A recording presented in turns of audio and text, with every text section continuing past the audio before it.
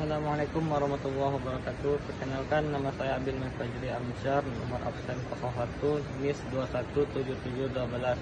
Saya sekolah di SMK Semak Padang. Pada kesempatan video kali ini saya akan menjelaskan alat-alat laboratorium beserta fungsi, jenis, dan tingkat ketelitiannya. Berdasarkan jenis terbagi atas dua, yaitu alat gelas dan alat non-gelas. Alat gelas terdiri dari gelas piala, bahasa Inggrisnya beaker glass. Digunakan tempat mereaksikan bahan kimia, tempat membuat larutan, untuk menempatkan atau menampung bahan kimia berupa larutan, padatan, pasta, ataupun tepung. Tempat melarutkan bahan kimia, wadah untuk memanaskan bahan, dapat mengukur volume larutan dengan tingkat ketelitian yang rendah. Yang kedua, Erlenmeyer. Erlenmeyer, bahasa Inggrisnya Erlenmeyer flux. Digunakan mereaksikan bahan kimia, digunakan dalam proses titrasi untuk menampung larutan yang akan dititrasi, menyimpan zat sementara, memanaskan atau menyampurkan senyawa kimia dengan ketelitian yang rendah. Yang ketiga ada kaca arloji. Kaca arloji, bahasa Inggrisnya watch glass dish, digunakan sebagai tempat menimbang bahan berupa padatan atau pasta, untuk menguapkan cairan, menutup gelas kimia selama percobaan. Yang keempat ada labu Claisen. Labu Claisen, bahasa Inggrisnya Claisen flux, labu yang digunakan untuk penentuan kadar air dalam sampel kering. Yang kelima ada tabung Nessler, bahasa Inggrisnya Nessler tube, analisis zat kimia dengan cara membandingkan warna pada metode kolorimetri. Alat non-gelas terdiri dari pertama, corong Buchner.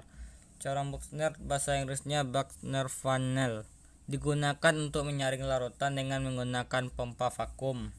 Yang kedua, kaki 3 kurs, berfungsi untuk menahan wadah seperti kurs, cawan penguap, dan lain-lain pada saat melakukan pemanasan. Dapat juga digunakan sebagai penyangga corong pada waktu penyaringan. Yang ketiga ada cawan penguap, digunakan untuk wadah menguapkan air dari suatu sampel. Wadah menguapkan larut dari zatnya, dapat digunakan dalam proses pemanasan. Gegep atau test tube clamp, digunakan untuk menjepit tabung reaksi pada saat pemanasan atau memanaskan zat. Yang kelima, rak tabung reaksi, digunakan sebagai tempat meletakkan tabung reaksi, biasanya digunakan dalam proses analisis kualitatif.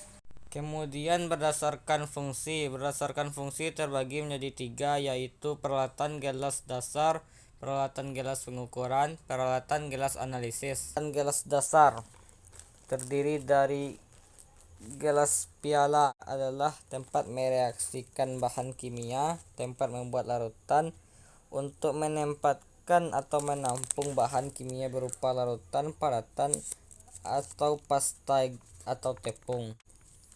Yang kedua, Erlenmeyer.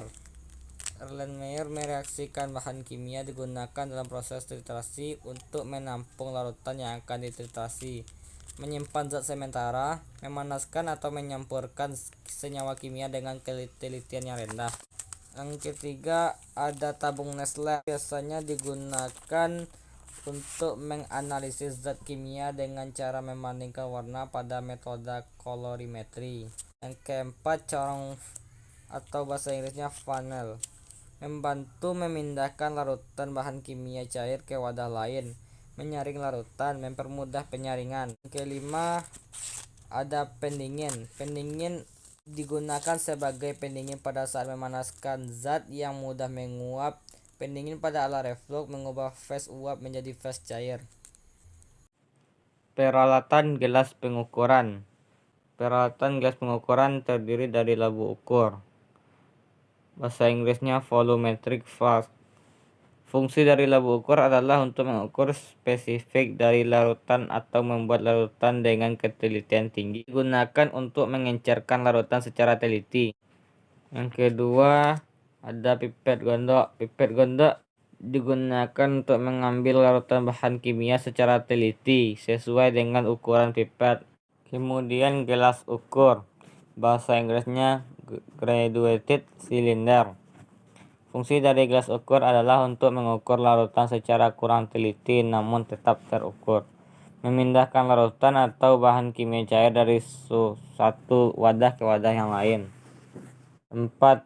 Gas ukur bertutup.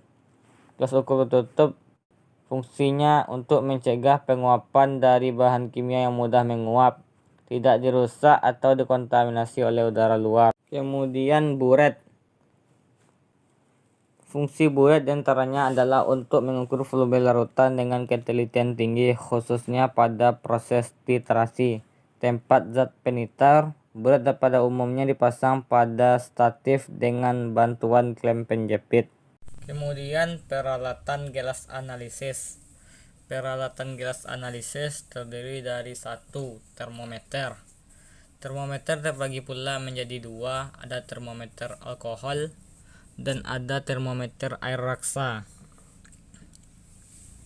Perbedaan termometer alkohol dengan termometer air raksa adalah kalau termometer alkohol suhu maksimumnya kebanyakan hanya mencapai 110 derajat Celcius dan suhu minimumnya 10 derajat Celcius.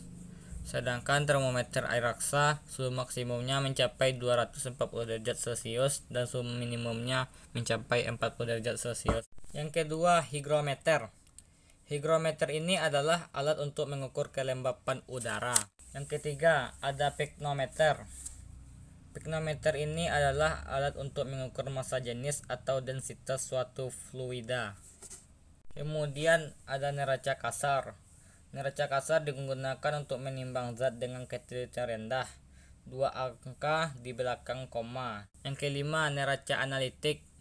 Neraca analitik digunakan untuk menimbang zat dengan ketelitian tinggi, 4 angka di belakang koma.